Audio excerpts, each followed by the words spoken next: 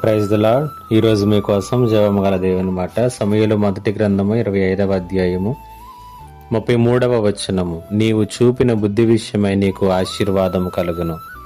మనిషి తన జీవితంలో తన యొక్క జీవిత వైఖరిని రెండు రీతిలుగా ప్రదర్శిస్తూ ఉంటాడు. ఒకటి మూర్ఖత్వంతో కూడినటువంటి ప్రవర్తన, రెండు బుద్ధితో కూడినటువంటి ప్రవర్తన. పరిశుద్ధ గ్రంథం రెండు రకాలైనటువంటి ప్రవర్తనలకు ఎలాంటి ఫలితాలు ఉంటాయో స్పష్టంగా తెలియజేస్తుంది. మూర్ఖత్వం అనేటువంటిది మనలను చేదైనటువంటి జీవితాల్లోనికి నడిపిస్తుంది, చివరికి అది మరణానికి దారితీస్తుంది. ఇక బుద్ధితో కూడినటువంటి ప్రవర్తన గురించి ఆలోచన చేసినప్పుడు పరిశుద్ధ గ్రంథము బుద్ధి మనలను కాపాడుతుంది అనేటువంటి మాటను మనం చూస్తూ ఉన్నాం.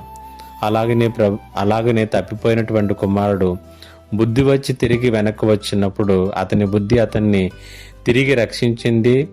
తండ్రి యొక్క గృహములోనికి మరల కుమారునిగా రావటానికి అవకాశాన్ని కల్పించింది.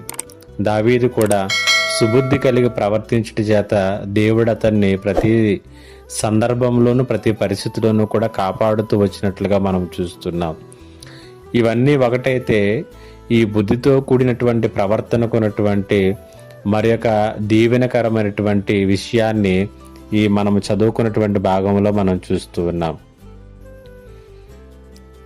మొదటి సమూయేలు గ్రంథం 25:33 చూసినట్లయితే నీవు చూపిన బుద్ధి విషయమై నీకు ఆశీర్వాదము కలుగును అనేటువంటి మాటను మనము చూస్తూ ఉన్నాం.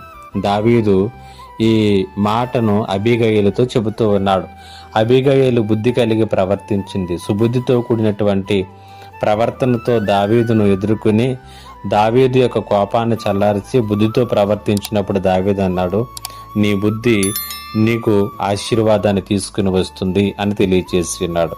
ఈ మాటలు వింటున్నటువంటి నీ జీవితంలో నీ ప్రవర్తన, నీ వైఖరి ఏ రీతిగా ఉంది? సమాజంలో కావచ్చు, సంఘంలో కావచ్చు, కుటుంబంలో కావచ్చు, మూర్ఖత్వముతో కూడినటువంటి ప్రవర్తన ఎప్పటికైనా ప్రమాదం.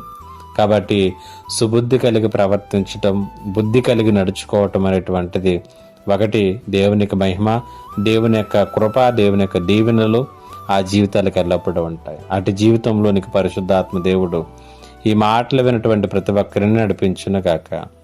ఆమేన్. ప్రార్థన. మా దేవా, నీకు వందనాలు, స్తుతులు, స్తోత్రాలు. మా జీవితాల్లో మేము బుద్ధి కలిగి ప్రవర్తించి నడుచుకునేటటువంటి కృపను, భాగ్యాన్ని మాకు అనుగ్రహించమని యేసు నామములో అడుగుచున్నాను తండ్రి.